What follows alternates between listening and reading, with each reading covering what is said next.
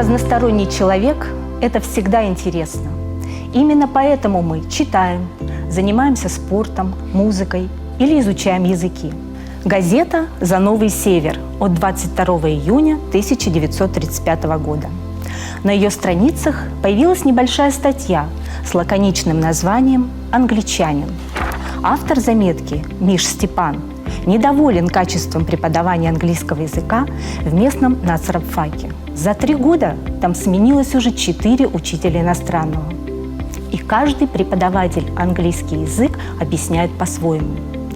Сетует ученик и на своеобразную манеру товарища Борисова, по всей видимости, последнего педагога, подавать материал. Автор заметки утверждает, что он просто-напросто искажает английские слова. Да и помимо этого, цитирую, «На просьбу учащихся объяснить, как по-английски будет то или иное слово, товарищ Борисов предлагает: если не знаешь, выйди. Или не спрашивай, если будете спрашивать, не буду проверять ваших тетрадей».